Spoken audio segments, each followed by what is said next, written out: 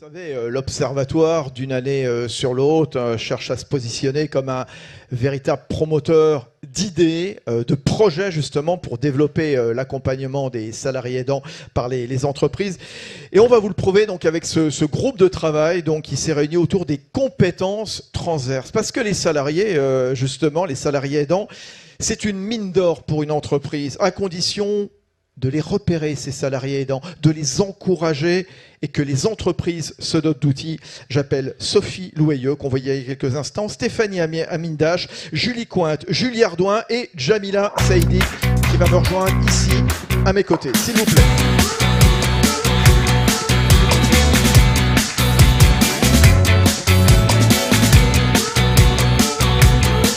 Installez-vous. Jamila Saïdi, où est-elle ? Venez à côté de moi, s'il vous plaît, Jamila. Alors, Sophie Loueyeux, donc, que je vais présenter dans un instant, à qui je vais donner la parole. Elle est directrice de projet au Lab RH, qui accompagne les DRH. Stéphanie Amindache, donc, qui va se trouver à mes côtés, consultante RH handicap, mission handicap à l'ACOS URSAF. À ses côtés, il y a Julie Ardouin, DRH opérationnelle de la direction des opérations à la BSCC de la Poste. La BSCC qui est l'une des 3 grandes branches de la Poste, c'est son vos facteurs notamment. Et puis Julie Cointe, qui est chef de projet à l'UCANS, la Fédération des acteurs de la sécurité sociale. Et on va démarrer donc avec, c'est la règle dans ce colloque, de donner la parole à un salarié ou une salariée aidante et qui va ensuite faire réagir nos experts qui se trouvent ici à cette table ronde. Jamila Saïdi, bonjour. Prenez le micro s'il vous plaît, on va démarrer avec vous. Bonjour. J'ai envie de vous souhaiter un bon anniversaire parce que vous travaillez dans une formidable compagnie qui fête ses 90 ans cette semaine, vieille compagnie aérienne mondiale qui s'appelle Air France. Air France tout simplement, voilà. Et vous êtes salariée aidante d'Air France au service comptabilité client, ça fait 30 ans que vous y travaillez. Exactement, c'est ça. Vous êtes sur mon temps bien, oui. Voilà, vous êtes maman de 2 adultes, une fille de 26 ans et un fils de 23 ans, autiste non-verbal, épileptique, atteint également du syndrome de la Tourette, qui se traduit par des tics physiques, des tics vocaux envahissants. Voilà, on l'a pu l'entendre dans certaines caricatures, mais c'est une réalité et c'est évidemment une maladie. Racontez-nous comment vous êtes organisé au sein d'Air France, justement, pour vous occuper de votre fils. Quel était le regard de vos collègues, regard de votre direction? Quel accompagnement? Alors, je vais remonter un petit peu plus loin. C'est-à-dire qu'au départ, au niveau de l'autisme, je pense qu'aujourd'hui, on en parle beaucoup, mais il y a le souci du diagnostic. Nous-mêmes, on savait qu'il se passait quelque chose de pas normal. Mais quand brutalement, arrivé à la scolarisation, on découvre qu'en fait, il ne va pas pouvoir faire un cursus normal, voilà, je vais rebondir par rapport au manager. Ce qui est important, c'est de croire qu'on est dans l'illusion, en fait, de se dire qu'on va se projeter que votre enfant il va aller à l'école. Et cette fameuse réunion où je pensais pouvoir scolariser mon fils normalement, j'ai enchaîné sur le travail. Et c'est là que, pour la première fois, en tous les cas, j'ai craqué. Et c'est là que mon responsable, parce que je pense que, effectivement, les aidants le disent, on est dans un déni. On se projette pas, en fait. On pense que vraiment les choses vont s'arranger à un moment donné. Et malheureusement, dans l'autisme, c'est pire, je dirais, parce que il y a le problème du diagnostic, il y a le problème de pas savoir quoi faire, en fait. Il n'existe rien pour eux. Et c'est là, mon manager qui m'a convoqué et qui m'a dit, non mais Jamila, on va arrêter. Faites une pause. Parce qu'il était question plus de changer de lieu, première fois, et donc je me positionnais, je me disais je pourrais pas tout faire et emmener les enfants à l'école, et là il m'a dit non, faites une pause, prenez le temps. C'est quand même malheureux qu'il faille attendre que vous craquiez, justement, pour s'en... Personne ne savait, alors je rebondis. La première année, j'ai repris après un congé parental, j'ai rien dit. Donc j'ai pris sur moi parce que je ne savais pas, en fait. Personne ne savait. Le problème de l'autisme, c'est ça.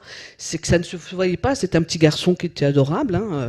Il n'avait pas le langage, il avait un problème de développement, mais pour le moment, on ne parlait pas encore d'autisme. C'était ça tout le souci. C'est ça la difficulté, c'est qu'on part quelque part, et on en parlait tout à l'heure avec le docteur Valinduc, grand témoin, on part quelque part pour un effort à durée indéterminée. Parce qu'on ne sait pas. Alors, vous avez pu bénéficier quoi d'aménagement, d'horaire? Voilà, c'est ça.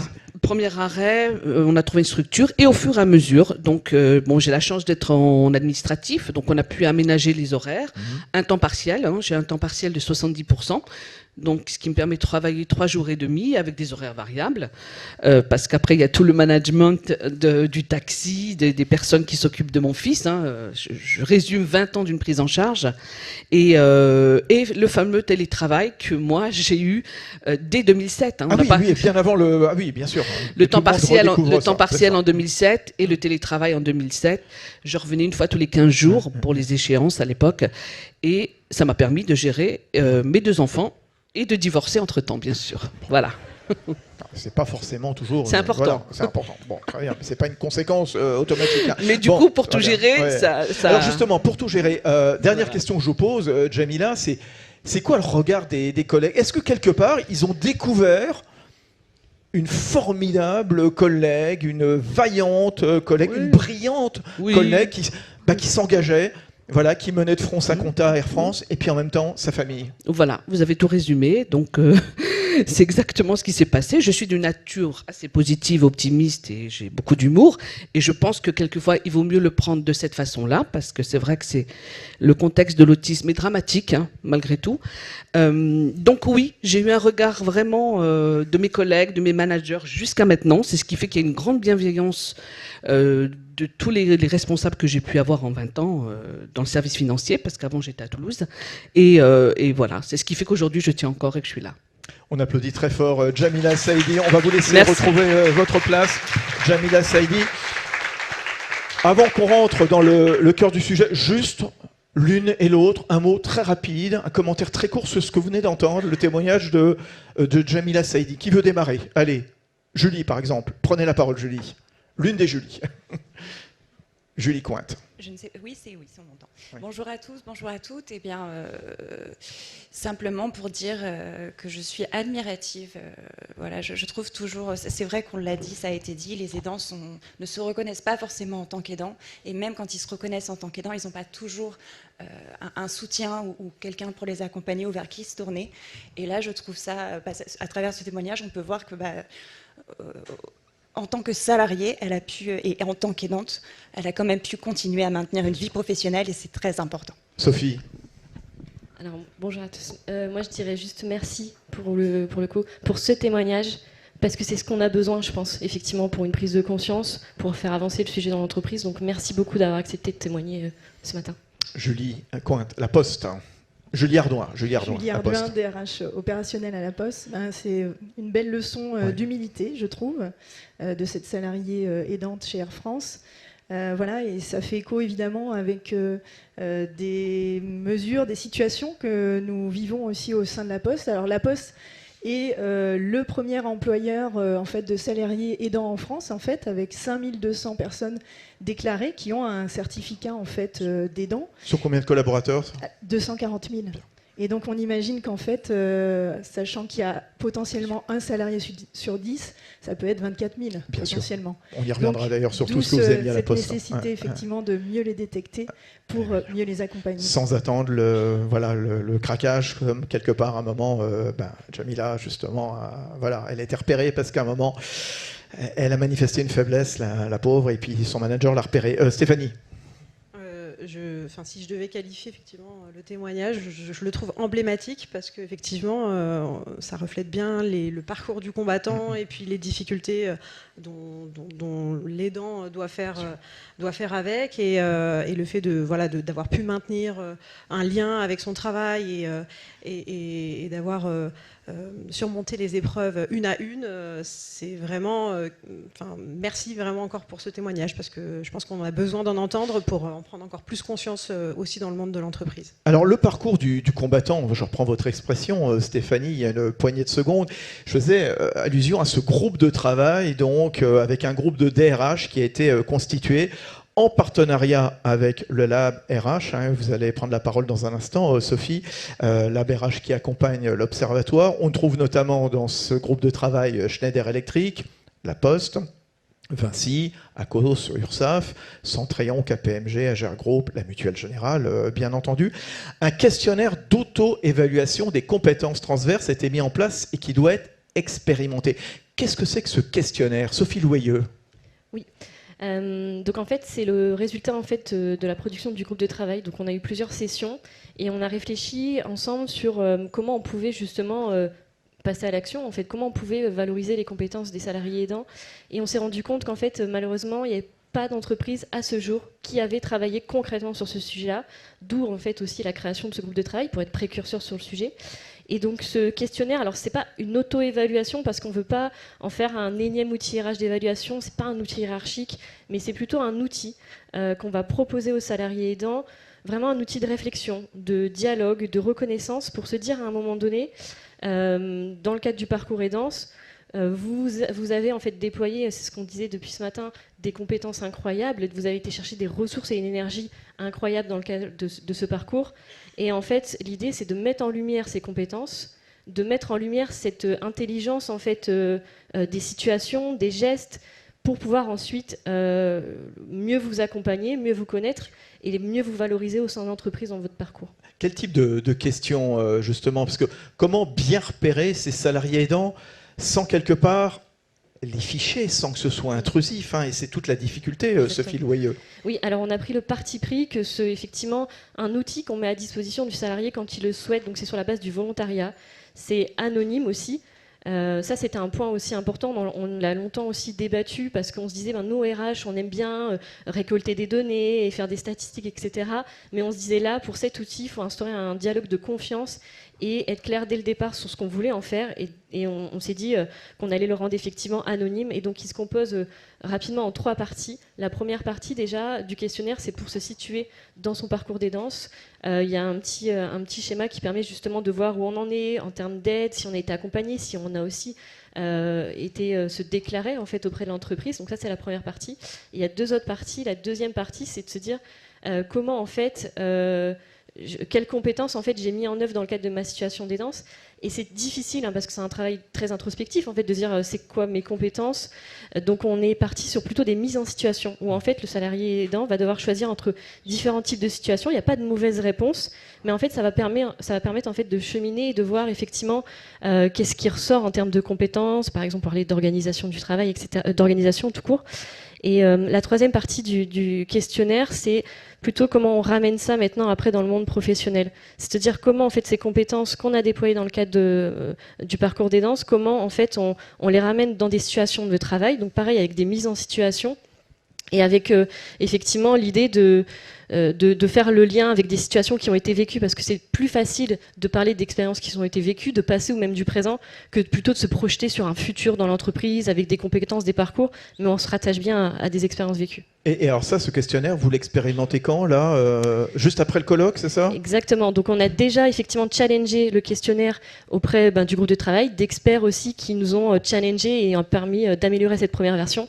Et là, l'idée, à la suite du colloque, c'est d'aller plus loin dans l'expérimentation, donc de vraiment le tester en conditions réelles sur le terrain, et aussi en plus grand volume, donc de le partager, de le diffuser, de l'essaimer.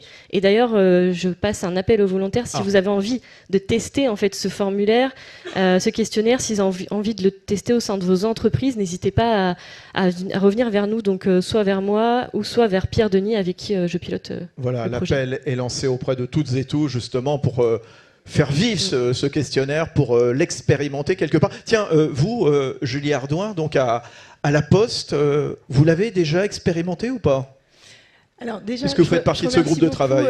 Sophie ainsi que Pierre Denis, qui est l'instigateur de ce beau groupe de travail, de ce lab RH en fait, qui nous a donc permis de travailler, Laurence Hulin, directrice de la diversité et de l'égalité des chances, qui est présente dans la salle, et moi-même, puisqu'on est en binôme expertise opérationnelle sur le sujet, de phosphorer, de donner notre avis aussi, de rechallenger, avec l'aide aussi d'un expert, sur la détection de ces 4 compétences que nous estimons fondamentales, essentielles pour l'entreprise en fait. Donc ces 4 compétences topées par l'OCDE, qui sont la créativité, la communication, l'esprit critique, et puis la collaboration. Merci. Et d'ailleurs, c'est une belle preuve aussi de collaboration et d'entraide. Et en fait, nous l'avons présenté dans le cadre de la rencontre nationale des DRH, donc côté branche service courrier colis, public. Et deux directions exécutives, deux DRH se sont portés volontaires pour le tester, le mettre en main en fait donc de toute la filière RH, mais aussi des managers. L'idée, c'est justement de sensibiliser pour éviter cette stigmatisation et pour accompagner. Et dans le cadre du questionnaire, nous avons prévu de rappeler en fait aussi, c'est l'occasion, en fait, c'est aussi un prétexte pour rappeler ce à quoi ils ont droit, puisqu'il y a ce sujet de connaissance qu'on évoquait tout à l'heure. Et en fait, il y a au sein de la Poste, donc non seulement un guichet des aidants, donc qui est une porte d'entrée unique en toute neutralité et en toute confidentialité, qui permet à l'aidant de se déclarer et surtout, bien sûr, d'avoir droit aussi à un certain nombre d'aménagements du temps de travail, de journées en fait de télétravail supplémentaires. 3 journées également de congés d'autorisation spéciale d'absence, et puis donc un fonds de solidarité qui a été créé par la Poste, puisque la Poste c'est une entreprise engagée, pour reprendre les termes de tout à l'heure, sur le sujet depuis 2015, avec la signature d'un accord aussi en 2018 avec les organisations syndicales. Et en fait, nous avons un fonds de solidarité. Voilà, la Poste c'est une grande famille, et ce fonds de solidarité, eh bien, il est abondé chaque année par l'entreprise de 1000 jours, et avec la possibilité pour les collaboratrices de l'abonder pour aider justement les personnes dans cette situation-là. Et donc, voilà, il y a en gros entre une trentaine de jours renouvelables une fois, donc 60 jours potentiellement, auxquels l'aidant, l'aidante, puisqu'il y a beaucoup de femmes, puis voilà, peut y avoir accès. Donc c'est aussi le prétexte de cet auto-questionnaire, et nous allons le tester donc concrètement en Bretagne, en Pays de la Loire, et ensuite un rétex sera effectué dans les 3 mois avec l'aide et bien sûr de Laurence, et puis nous ferons un retour à Sophie et Denis, que je remercie encore bien. Pierre Denis, exactement. Voilà, la Poste, entreprise engagée, exemplaire, en tout cas sur ce terrain. On en reparlera tout à l'heure avec votre président Philippe Val, qui viendra clôturer nos travaux cette matinée qu'on organise ici même dans l'auditorium des Échos Parisiens événements. Stéphanie, racontez-nous, est-ce que vous avez expérimenté le questionnaire, justement? Alors, on a prévu effectivement de l'expérimenter auprès de nos URSAF, donc certaines qui se porteront volontaires et qui seront peut-être un petit peu plus avancées que d'autres sur le sujet. Donc, pour rappel, on a 14 000 salariés au sein de l'URSAF, et il y a 21 URSAF en France. Donc, on travaille essentiellement avec nos DRH, et effectivement, on a... Aujourd'hui, au sein de l'URSAF, on a un protocole d'accord qui s'applique, qui a été négocié au niveau de la fédération employeur, donc de l'UCANS. Julien en parlera peut-être un petit peu plus ensuite, mais avec des dispositions qui s'appliquent et des paniers de services pour les salariés, etc. Donc, ce qu'on souhaite faire aujourd'hui, c'est que dans certaines URSAF, le sujet est bien passé, est bien pris en compte, et on change le regard petit à petit, en tout cas, sur le sujet, parce qu'effectivement, tout comme la plupart des entreprises, le sujet de l'aidance est souvent un sujet qui est perçu comme étant un peu tabou, parce que de la sphère privée, et on a un vrai enjeu de connaissance et de reconnaissance d'à la fois des dispositifs qui existent et du rôle du salarié aidant en tant que lui, qui puisse aussi se reconnaître comme on a pu l'entendre dans les témoignages précédents. Donc effectivement, le questionnaire qu'on a co-construit dans le cadre du groupe de travail, on souhaite effectivement l'expérimenter sur l'année prochaine avec certaines de nos URSAF. Alors c'est intéressant, racontez-nous Stéphanie et puis Julie Cointe également, comment vous êtes emparée du sujet à partir de la négociation qui a été mise en place avec qui? Avec les partenaires sociaux au sein de l'UCANS. Comment vous avez travaillé à mettre en place cet accord, et qu'est-ce qu'il comprend cet accord? Julie, s'il vous plaît. Alors en fait, c'est un sujet qui n'est pas apparu comme un cheveu sur la soupe. C'est un sujet qui a été travaillé pendant près de 3 ans avec les partenaires sociaux, dans le prolongement notamment aussi des accords sur la RSE. Donc c'est vrai qu'on a abouti à un accord qui a été signé à l'unanimité. C'est quand même, ça n'arrive pas tous les jours, donc c'est quand même important de le souligner. C'est vrai que là, preuve que c'est un sujet consensuel, voilà. Clairement. On a un accord qui est unanime et qui a été intégralement déployé depuis mai 2022. Donc on est sur un accord qui est beaucoup plus récent. J'entendais la Poste qui voilà, vous êtes un petit peu plus loin et un peu plus avancé. Nous, on est vraiment sur un accord qui vient d'être mis en œuvre, entre guillemets. Donc, par rapport au questionnaire que vous évoquiez, c'est vrai qu'on est sur l'étape 2. Nous, là, on était encore sur l'étape 1, à savoir déjà mettre en place un protocole d'accord. Et une fois que ce protocole d'accord est signé, c'est comment on met en place ce qu'on a prévu dans l'accord.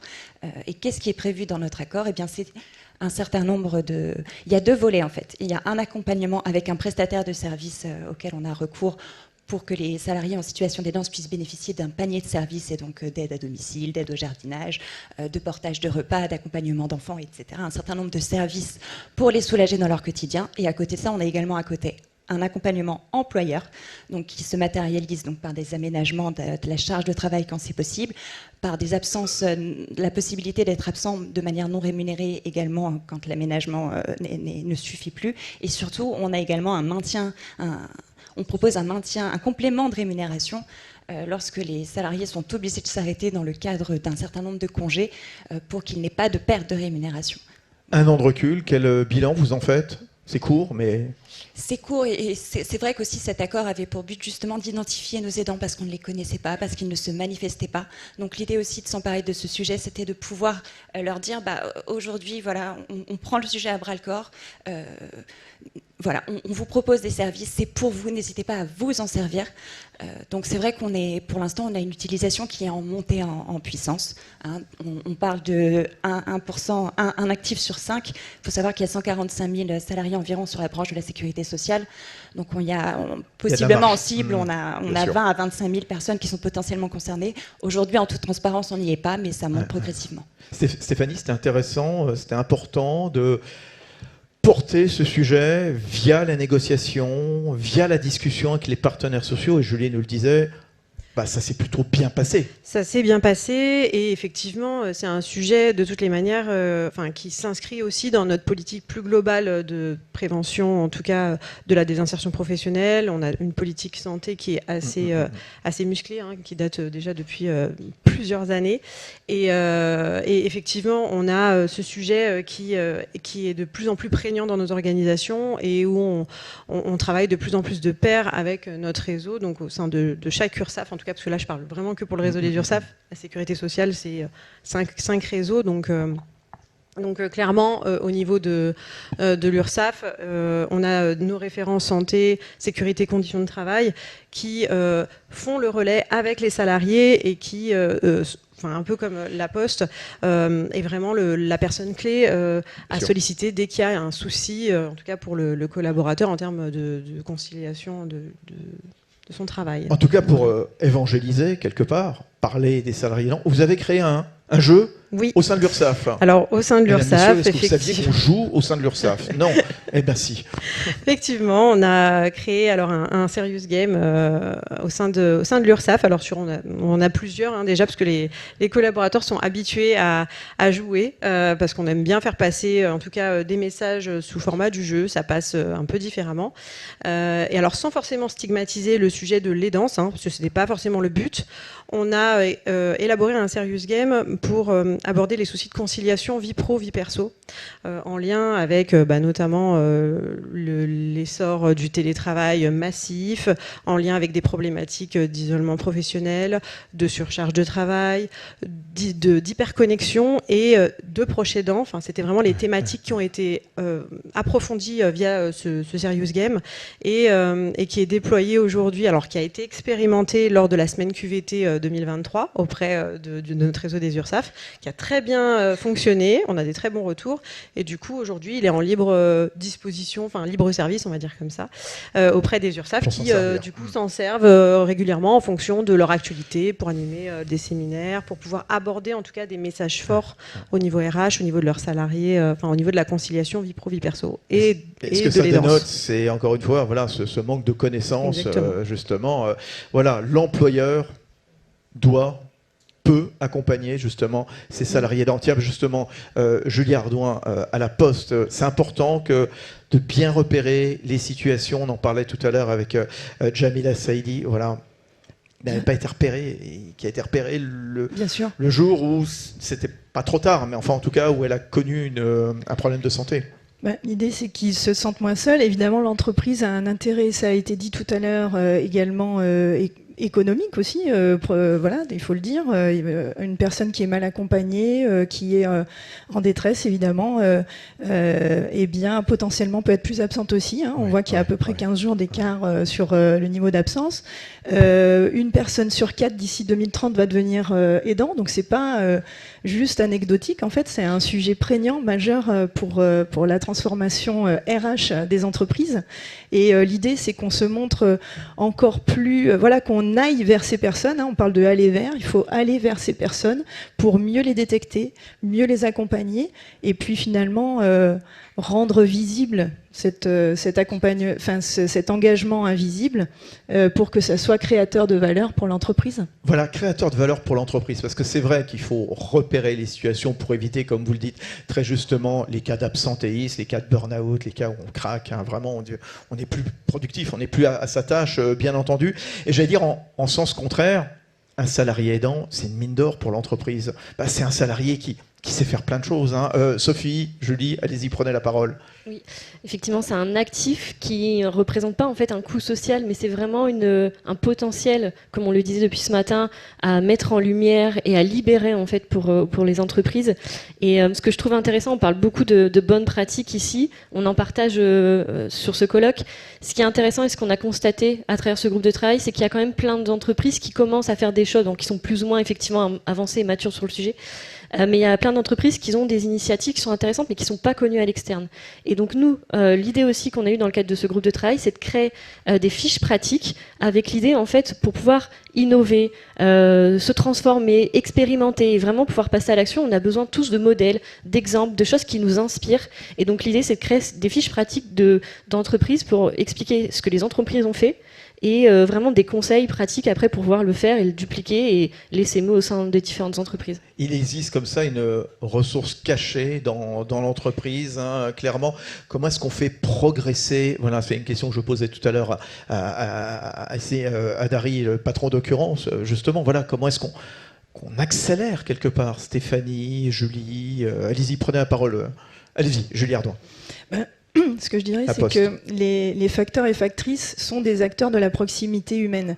Et donc, qui mieux que des aidants qui sont en proximité de proches, qui développent justement des compétences, on l'a dit, d'empathie, de bienveillance, pédagogie, etc., patience aussi, qui mieux qu'eux ou elles peuvent accompagner finalement également les clients aussi sur la proximité. On parle de héros de la proximité à la Poste. Eh bien, je pense que voilà, on peut encore davantage capitaliser sur ces personnels qui sont ultra performants et qui sont une richesse, effectivement, qui sont de belles pépites au sein de l'entreprise. Comment on valorise ces compétences, les soft skills, cette passerelle? C'est une passerelle indispensable pour l'entreprise, pour transformer quelque part une épreuve personnelle, finalement, en un défi professionnel, et tout ça en une véritable opportunité. Sophie Loyeux. Oui, en fait, c'est à travers effectivement le questionnaire, c'est l'idée d'avoir cet outil-là de dialogue à un moment donné. Je pense qu'effectivement, pour pouvoir que ça prenne de la puissance dans les entreprises, bien sûr, il faut sensibiliser, que ce soit un sujet dans les roadmaps RH. Il faut qu'on sensibilise le top management aussi, les partenaires sociaux qui sont aussi souvent très demandeurs pour avancer sur ce sujet-là. Et voilà, l'idée, c'est de mettre en mouvement ces dynamiques-là, de montrer que l'entreprise travaille sur le sujet, libérer la parole et vraiment faire en sorte de créer cette dynamique au sein de l'entreprise. Et donc, c'est pour ça qu'effectivement, le questionnaire, on pense que c'est un bel outil de dialogue à un moment donné qu'on met à disposition du salarié et qui peut en fait faire la démarche de se dire « Ah ok, j'ai développé des compétences, j'ai pris conscience d'un certain nombre de choses, je peux en discuter plus facilement avec mon manager ou ma RH. » Question que je vous pose à toutes en conclusion, cette prise en compte de la situation des salariés aidants, elle doit être inscrite dans la politique RSE de l'entreprise, et qui doit s'en emparer au sein de l'entreprise? Allez, petit tour de table pour Stéphanie, allez-y, à mes côtés. Alors oui, pour le coup, elle doit être inscrite dans la politique RSE, en tout cas chez nous c'est le cas, et clairement elle doit être impulsée par le haut parce qu'effectivement c'est quelque chose qui n'est pas inné dans les entreprises. On ne parle pas aisément de sa sphère privée.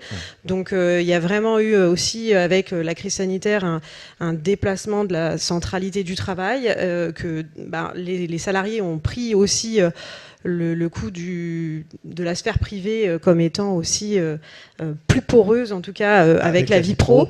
Donc les entreprises ont un enjeu majeur, en tout cas de portage et de communication, pour vraiment se dire qu'à un moment donné, c'est un sujet que tout le monde peut parler dans l'entreprise et qui est important, en tout cas, de le faire connaître pour être mieux accompagné et mieux reconnu et pour pouvoir maintenir sa vie professionnelle et c'est un enjeu de marque employeur aussi, hein, clairement. Oui.